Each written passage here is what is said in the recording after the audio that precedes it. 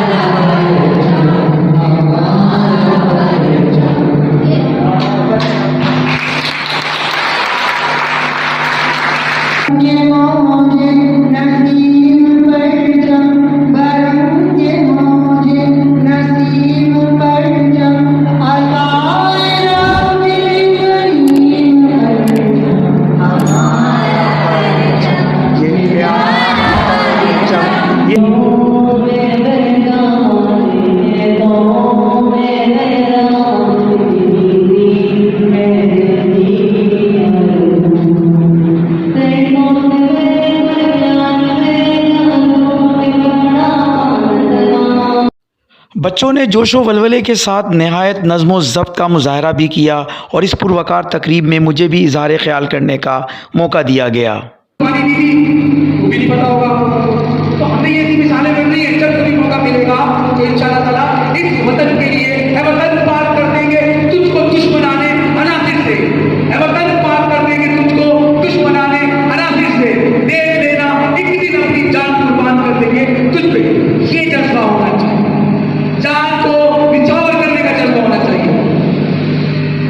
ضرورت پڑی تو دیں گے، ضرورت پڑی تو ہم دیں گے، ہم سب دیں گے۔ کیا دیں گے؟ جان دیں گے اپنے وطن کے لیے۔ ضرورت پڑی تو ہم دیں گے، لہو بہتے چراغوں میں روشنی کے لیے۔ اے وطن، ضرورت تو پڑی تو ہم سب یہ تہیا کرتے ہیں، تیرے پہ جان نچھاور کر دیں گے، لہو بہتے چراغوں میں روشنی کے لیے۔ پروگرام کے اختتام پر سینئر ہیڈ ماسٹر سر ایاز نے اپنے خیالات کا اظہار کیا اور ساتھ ہی ساتھ اس پروگرام میں شرکت کرنے والے بچوں کو کیش انعام سے نوازا۔ انہیں نہیں اندازہ تھا، اکثر نے ایک حوالہ دیا کہ جناب ہم تو ناشتہ وہاں جا کے کریں گے، یعنی اتنے ریلیکس تھے، اتنے پرسکون تھے کہ ہم ایسے ملک پہ قبضہ کرنے جا رہے ہیں، نیز تو نابود خدا کا خاصہ کرنے جا رہے ہیں کہ جہاں کی قوم بھی سوئی ہوئی ہے، جہاں کے رکھوالے بھی سوئے ہوئے ہیں۔ لیکن وہی دن تھا جس نے پوری دنیا کے ساتھ ساتھ ہمیں خاص اصلی دشمن کو یہ احساس دلایا کہ تمہاری بھول تھی، نہ رکھوالے سوئے ہوئے ہیں، نہ قوم سوئی ہوئی ہے۔ رکھوالوں کے حوالے سے میجر عظیم بھٹی کا نام آپ نے سن لیا۔